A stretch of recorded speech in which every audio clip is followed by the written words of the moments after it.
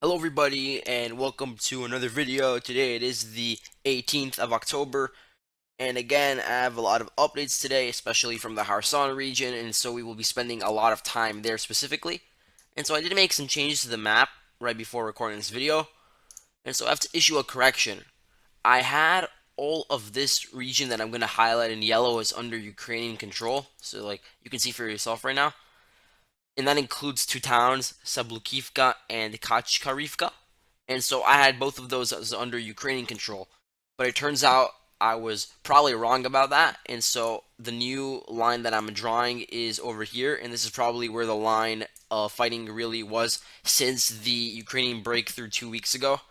And so it's really situated along this reservoir, this tributary, you could say, which goes into Dudchani and splits it up into two portions. And so you really do have the Russian forces in this southern portion of Dudchani, while the Ukrainians are in this northern area, specifically like the 128th Mountain Assault Brigade. And then for the Russians, it's the 126th Coastal Defense Brigade. And I'm going to mention one other unit later on. But when Ukraine attempted to launch, either was a probing attack or some would say that it was an attempted continuation of their original counteroffensive. The fighting was really around the forested areas in here that are just to the west of Duchani, and not in the forested areas around Milove, as I'd claimed. And so that was wrong, and so I just want to go on the record and correct that for everyone so everyone has the correct information. Also, further confirmation of the fact that Duchani is partially controlled by Russia still is the fact that there was actually a photo released of Ukrainian POWs taken from the Duchani area, at least according to the source that I got it from. But like, of course, you don't have to believe them. Here's the photo in case you're interested, and you can see that the location is very difficult to surmise. Like, there's no way you'd be able to geolocate that, but it does seem like it's from a area with some sort of hedgerow, and so I have the photo link there if you're interested in looking. Also, there were a lot of reports from Ukrainian media and from obituaries of dead Ukrainian soldiers in the area of Dudchani, which does indicate that there was some fighting over there, and that, of course, you had continued recon operations, sort of trying to probe through the Russian lines. And so that's really the situation over there. You have this sort of like dike. It's not necessarily a bridge, so also I said it was a bridge, but it's actually um, a landmass. And so this is a dike, and it has a road on it. And so this is the way that the reservoir is crossed. And so, at least according to satellite imagery, it is still present in there, but there might have been some like minor damage. I'm not exactly sure. It was difficult to tell based off of the satellite imagery. But anyway, let's get into some of the latest news from this direction. There were reports of Ukrainian assaults in the direction of Zeleny High, and so that was probably from the 14th Separate Mechanized Brigade.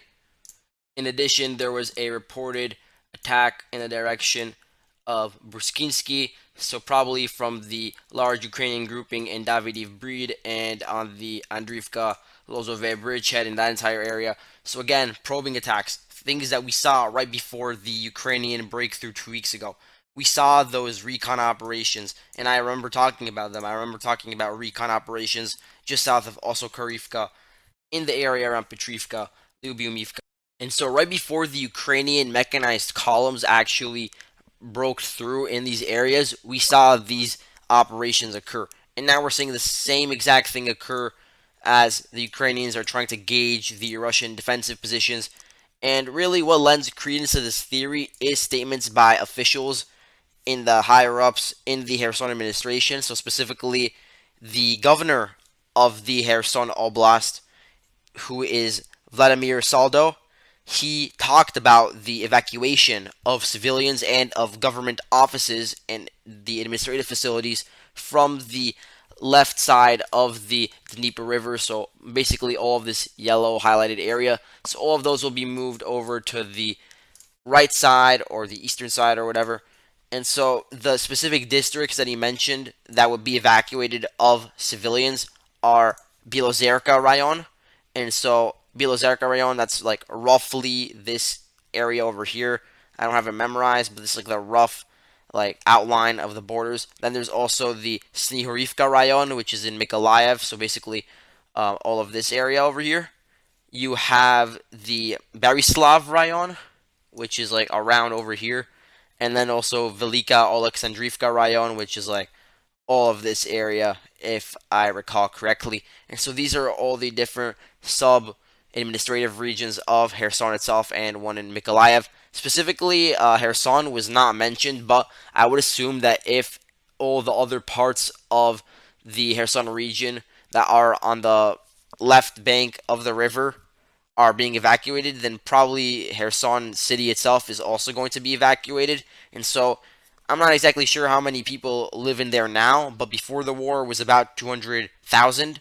And so there's a very sizable portion of civilians in this area that would have to be moved out and they'd have to be given some adequate housing. And so the local administration say that that will be given and provided to them free of charge. And so the reason for this that was stated is that Ukraine is preparing for another attempted breakthrough in this area that would potentially threaten the new Russian defensive line and cause the front lines to really inch nearer and nearer to Kherson City itself and to many of these other large population areas like Kiselivka or Berislav, Bilozerka, all these areas, they might be affected. And so not only is it a hindrance to have civilians in the area for the Russian military, but also they would obviously be exposed to the fighting and suffer a lot in collateral damage. Also, another threat that was mentioned not only by the governor of Kherson, but also by Surovikin, the guy in charge of the Russian operation in Ukraine right now, is that potentially the Ukrainians will attack the Novakakovka hydroelectric dam, which is right over here. And so, if this were to happen, if this did occur, it would be sort of similar to the scenario that played out when the Russians bombed that plant in Kryvyi, which caused the flooding of the Inhulets River. But the magnitude would be much larger because of how much wider and how much more water is flowing through the Dnipro River as it goes to all these other areas around, like Zaporizhia, Nikopol. So all those areas would also be affected. And also, you could look at the sort of elevation in a lot of these areas right next to the river, like for instance Kherson and all these floodplains over here that are very close to large population areas, whether they be like Hola Pristan or like all these other different settlements over here that you could like look at the map for. But again, you see all of like this green area, those are very low in elevation, and if there was some sort of flooding, they could all be submerged, and whatever civilians are in the area, they would obviously be affected, and so you have that to think about. You could also look further north and look at how there are a bunch of tributaries and reservoirs that branch inland, and so all of those would be flooded, and that would cause a bunch of problems for the civilians there, but not only for the civilians, but for the military. And so, if Russia has a sizable chunk of forces just to the left of the Dnieper River, which they do, let's say about 20,000. That's a rough estimate, but let's just say they have 20,000. And you have all this like massive flooding now of the entirety of the river.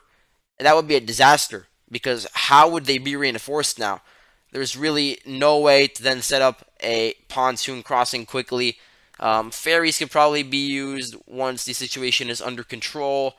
Aviation, that's really one thing that could be used, say helicopters, like those cargo planes, potentially. But again, repairing the bridges would be totally out of the question after that flooding. And so it would make some sort of Russian defense in this area very unsustainable if there was this major flooding. And so this is why Russia is so worried about Ukraine potentially going forward with this. If they were to do this, perhaps they would use like HIMARS or some sort of other like rocket system, or maybe they commit some sort of like act of sabotage behind the enemy lines. But again, that's why now the Russian air defense systems are sort of being fortified in this entire area around Kherson. And so the situation is very tense, and that's coming from Surovikin himself. So even he's cognizant of the fact that there could be some sort of danger over here. And he said that there will have to be tough decisions made, and whether that means like increasing the amount of strikes in and around like Mykolaiv or Kryvyi, and that could lead to like collateral damage. Maybe that's one thing that he's talking about, or maybe he's talking about actually withdrawing Russian forces from the left bank of the Dnieper River before whatever Ukrainian offensive actually is commenced. Because if Russia were to withdraw to the river before any sort of massive attack, then they would be able to get their 20,000 troops out mostly intact. Like they wouldn't suffer that many casualties, and so any further Ukrainian advance would be very, very difficult. Also, it would mean that they can set up like a new defensive line and then potentially have the forces ready to then like go back and launch counterattacks crossing the river at some later point in the future. But the downside to this is that they would have to abandon a lot of heavy equipment because do the Antonovsky Bridge and the Novakakovka bridges work now? Well, it is very tenuous. Like over here, the Novakakovka Bridge, there are like several crossings over here. Only like one of them works right now, based on like satellite imagery, and so it is very difficult to see how a lot of heavy equipment could be withdrawn at such a quick pace across just like one bridge that's working, and that could also be attacked by Ukrainian forces as the Russians are retreating. And then like the same issue occurs with like Antonovsky. And so if they wanted to withdraw quickly before being targeted by Ukraine, they would have to like leave a lot of their artillery systems, maybe some of their tanks as well, their trucks, but their forces would still be intact. The other problem is that it would be a massive PR failure for the Russians. They would suffer a massive like morale defeater, not only for the military but for the civilian population. They would lose a lot of faith in Russia, especially after a string of defeats in the Kharkiv area. And so that's probably why Putin rejected any sort of plans to withdraw from to the river, because a lot of generals have been requesting that he agree to withdraw, but Putin has made it clear that he does not want any sort of withdrawal. And so that means that he wants the forces over here, whether they be like the 83rd Guards Air Assault Brigade or like the 76th Guards Air Assault Brigade, which is I think located over here. Yeah, so these two units and a bunch of other ones, they will have to hold the line at all costs. They have been preparing a lot of defensive fortifications, according to the Kherson governor, and so we will see once this offensive actually commences how they're able to hold up against the Ukrainian offensive. And another thing to look at is at the amount of Ukrainian casualties that could be suffered in this sort of attack, because Ukraine, since they launched their like counteroffensive in like late August, they did suffer some very heavy casualties. And so really for the first month of the counteroffensive, they experienced very high kill ratios, and they suffered a lot of equipment losses. And eventually it materialized in some sort of territorial success, but they did lose a lot of men in the process from many of these units. I do remember there was like a full day of mourning for the 128th Mountain Assault Brigade, only like a few days after they crossed over the Inholets River. And so yeah, there was a lot of damage into Ukraine, and even now there's a lot being done as there's like clashes going on along the Dudchany town. And so if they were to go into like these open fields and try to overrun whatever sort of Russian defenses were set up, they could suffer very heavy damage, especially as the roads that are like very badly paved or whatever paths are being used by the infantry fighting vehicles are just inundated with mud and the Rasputitsa, and that will just bog down any sort of advance and cause even higher casualties. And so there are issues for both sides that have to be settled, and so it would be very interesting to see what happens in this sector moving forward. Before moving on, I want to talk about the reinforcements that have been sent by Russia in recent days that have been able to locate. And so, for instance, you have the 10th Spetsnaz Brigade. Recently, it has been moved to the Kherson front, and so they're now assisting the 126th Coastal Defense Brigade in the fighting around not only Mirny but also like further north around Dudchany. And so that's really where they're located. Also, there is another unit that I was able to locate from the Russian side, which is the 205th Separate Motor Rifle Brigade. And so I'm not sure if they're stationed in Borozensk because it's so close to the front line, but we do know that they have troops situated on this defensive line because there was reporting about a colonel from this unit actually being killed by a Ukrainian sniper in this town. So we know they're operating in this area. There's plenty of other Russian units that I'm going to be adding in as time goes on. I just need to do the research for that, and it takes a while. But anyway, let's move on to Bakhmut now, where I do have some adjustments to the map that I made. So I did have the Russian line of advance pretty close to Xenopilia and Kordiumivka, but I sort of adjusted it just to make it seem, just make it look more realistic because they're really not that close just yet, but they are rapidly approaching um, these two settlements as time goes on. There are only like a few more fortifications before reaching the town, and the town itself is pretty well fortified, and so any fighting here will be very difficult. But nonetheless, they are very close right now. In terms of distance, I'm going to check right now how far away it is. I would say it's about a mile, mile and a half away from the front lines right now. And so it's being battered heavily. The Ukrainians' daily reports talks a lot about how Russia is assaulting in this direction, wanting to reach the road which connects Kordiumivka to Klishchivka. If the Russians are able to take Andriivka before they take either Klishchivka or Kordiumivka, it would be a pretty big deal because then you could like sort of sever the communications between these two groupings over here. Of course, if they were to advance towards this other road over here, that would make it even worse. And really, you could see a situation unfold where a lot of the Ukrainian forces around, say, Mayorsk and Ozaranivka are cut off. But the reason why I'm skeptical of this occurring is because of how fortified this entire area really is. Maybe if it was like Kherson, this thing would sort of work out, but the dynamics are pretty different over here. Either way, the Ukrainian general staff, they also reported on an attack on Klishchivka. Of course, they said it was repelled, but that's not the main point. The point is that now they're mentioning Klishchivka when they hadn't mentioned it beforehand. So now we know that the fighting has really shifted in this direction, which does also mean that it's shifting very close to Andriivka. There are a few lines of defense for Ukraine over here. Of course, there's like the front line where there are several hedgerows and very like dense bushes that could be used for cover. There's also this road over here that is being utilized by Ukraine along with a minor body of water. And so that's really the defensive line, but you also have a bunch of trench systems and pillboxes and stuff like that.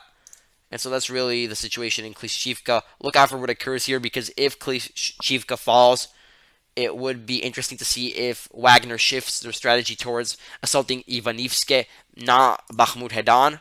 That is something that could possibly happen. But let's move on now. In Bakhmut itself, the Wagner group has been making some minor progress as time goes on. Over the past few days, they've, of course, taken over the heights around here. And so, according to the Ukrainian troops that were situated there, like they named it like Hawaii. That was the name of this entire like defensive fortifications system. I don't know exactly where this like Hawaii system was located, but I did see some footage of it, and it did look like it was from this area, and so I'm just assuming that those heights were just in this general in the general vicinity of the E40 road.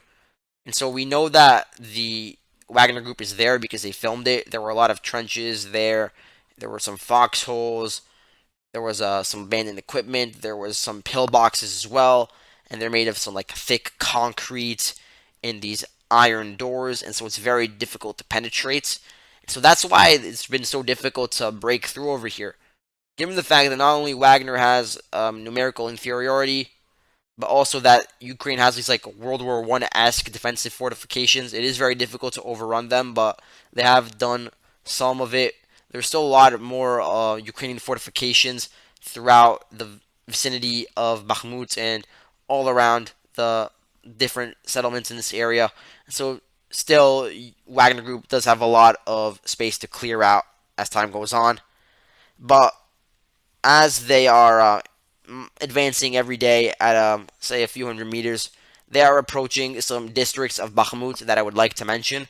So, for instance, this southern district over here, which has some like residential areas, that one is called the Zabakhmutovka district, and so you can see some Wagner like recon operations starting to occur in this area very soon.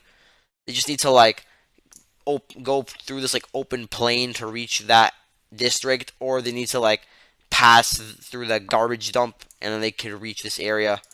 And so there could be some urban fighting over here once the front line shifts to there. There are two other districts that are important. There is the Sobachivka district. I think I'm saying that correctly. Sobachivka district, which is over here just to the west of the Bakhmut highway. And so I'm highlighting it right now in yellow. And then you also have the Budenovka district, which I'm going to also highlight. And that's like over here. That's where the cemetery of Bakhmut is located. And again, these two areas, they're in southern Bakhmut, pretty close to the dam area, which is over here where you had some like Wagner activity reported. And so these will all be districts of Bakhmut that are threatened in the future as the front line gets closer and closer to there.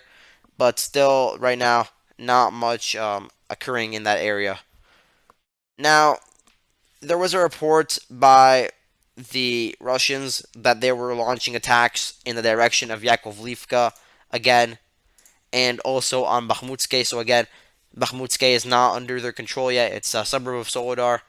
The real front line probably looks more like this, so I need to change that. But there were like some polygons I would have to delete in order to change this, so I'll do that later. But just know the front line is a bit different than as drawn on the map. But anyway, Soledar itself was not mentioned as being attacked head on, and so that probably indicates that it's not a part of the Wagner Group and DPR and Russian priorities to attack the city head on right now. If they're attacking the flanks, then it does imply that they want to like do a two-pronged attack in the future. But like this is going to be very difficult given the fact that any sort of progress by the Russian forces in this area has really been stalled for like a month or two now. So I don't see that changing. The Ukrainian general staff, they reported an attack in the direction of Bilohorivka, but to my knowledge, nothing really changed there, so the Ukrainians probably pushed it back. In the Luhansk region, I now have Nevsky marked as under Russian control, following reports that were also backed up by Ukrainian sources that the Russians have control of this area because Ukraine withdrew back across the Zherebets River. We can even look at the pro-Ukraine map, Deep State over here. I like having them as just sort of like a reference point to gauge my markings on the map juxtaposed to theirs. So you could see that Nevsky is marked as a gray zone in this area. You can see this entire area is just like considered a unknown status, and even they have arrows pointing to Russia attacking in the direction of, say, Yampolivka, Zarichny, Terny, Torske. And so I'm not saying that these towns are under Russian control, but I am saying that Russia is the one that's attacking now, and that Ukraine isn't really that close to the highway around Kremina anymore. And so now the fighting has really shifted back towards the Zherebets River. But no changes in terms of towns besides that. Besides really that, there was some other news further north around the Oskil River. I did add in some units first of all, but I changed the marking of some of the towns. So Horobivka and Vilshana are now under Russian control again. So previously the 92nd Brigade, which was over here, and the 14th Brigade, which is over here, they sort of linked up around the forested area in between Lima and Pershi. But then they expanded their like axis towards Vilshana, and in the process they also had control of Horobivka. But it seems as if now Russia has sort of like tried to stabilize the line by taking back those two towns, because really from Vilshana there's an open path towards Tokarivka and then Novorihorivka over here, and from there there's really just like a lot of some open area before reaching specifically Troitska. And so it is important to maintain the line as far away from Troitska as possible. And so Russia is clearly not abandoning the Oskil River line in this specific area, just to the north, right next to the Russian border. As we've seen, they have not withdrawn like in other areas. They are still staying very close to the river, although it's probably the case that there is a connection now between the bridgehead around Dvorichny and the main Ukrainian grouping, which is around Kupiansk.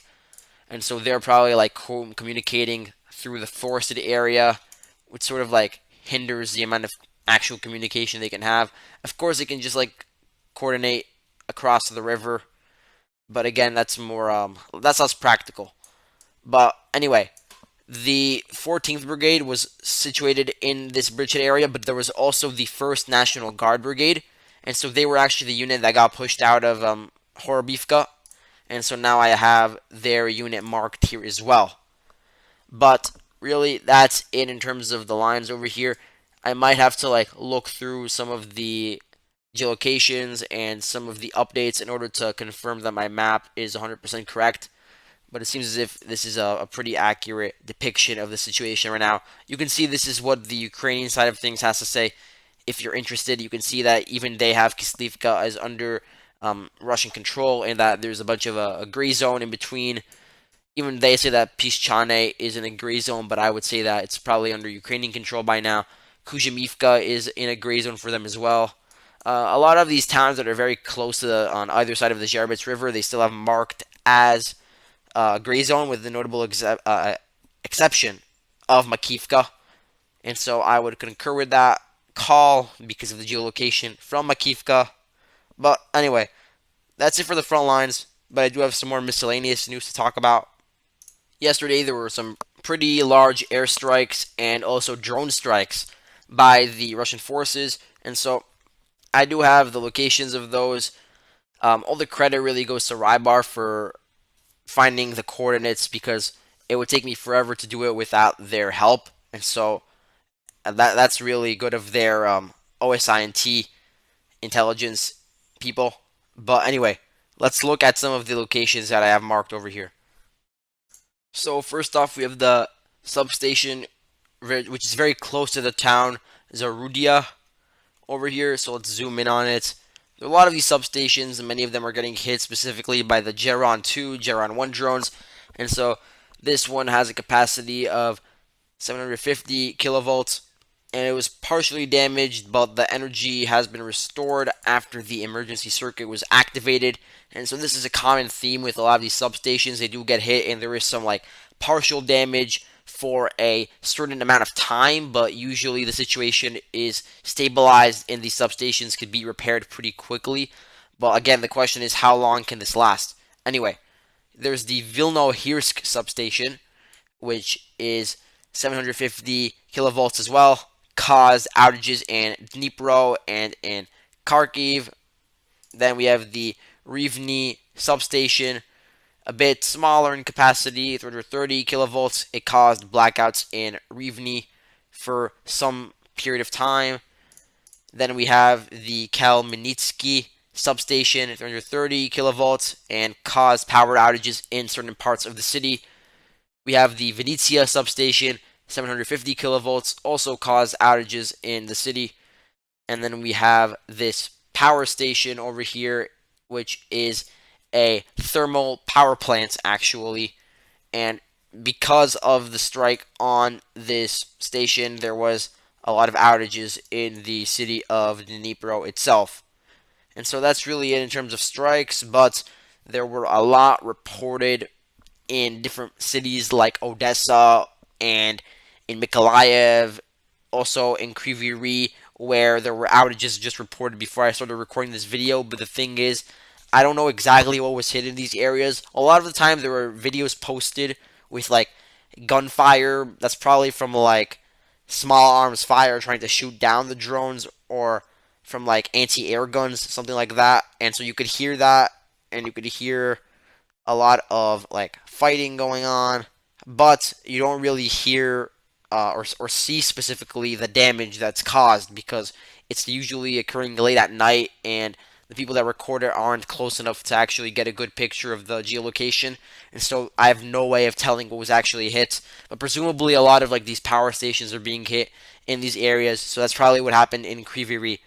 And so, as a result of all of this, you have seen really more requests by Ukraine for air defense systems, and I have talked about this before, but I want to just mention it quickly again that now the United States is expediting the process for shipping the NASAMS systems to Ukraine. And so there were 8 that they have pledged to send Ukraine. And then in addition to that, there are 2 that will be sent at a much faster pace to Ukraine. And so by the end of these shipments, they'll have 10 NASAMS systems, but this could take a very long time. Meanwhile, the Germans are giving Ukraine the Iris-T air defense system, so 1 has already arrived in Ukraine, and 3 more are supposed to come. And so again, you're going to see these requests coming in by Ukraine, especially as the drone attacks start increasing. And so you're going to see more aid packages from the West. Meanwhile, in terms of Russian aid that's coming in from Iran, we have not only the Shaheeds, but also the Mohajer 6s, which I have really not mentioned much, but those are also being utilized by the Russians now. In addition to this, there has been a lot of news recently about the fact that Russia will be purchasing ballistic missiles from Iran, and so this is still unconfirmed, but at least according to Reuters and the diplomats that they spoke to, they had promised the Russians to give them surface-to-surface missiles, so they were going to get the Fateh 110 ballistic missile and the Zolfagar system, and that's about 300 to 700 kilometers in range. And so the goal with Russia is to get like a more precise technology in order to sort of conduct their high precision strikes at an ever compounding rate. And so these diplomats, they also told Reuters that the shipments would be sent to Russia in like a max of 10 days, and that they would come in 10 to 2 to 3 batches. And so the drones specifically, like the Shahed drones, they can be very cheap, about $20,000 is what it costs to make. And so you could also see an expected increase in those shipments from Iran. I think the first package of drones from Iran consisted of about 1,800 of them. And so you're going to probably see hundreds more of those being sent in over the next few weeks. And in addition to that, Russia also has like the smaller scale drones that are used for just like close combat, dropping these munitions and stuff. So of course they're gonna have like the quadcopters or the Lancet drones. Those are used a lot by the Russians. They're also gonna use the Orlan 10 drones, and so they have a pretty wide array of stockpiles in terms of drones right now. But anyway, that's it for today. Thank you all for watching, and I'll see you later.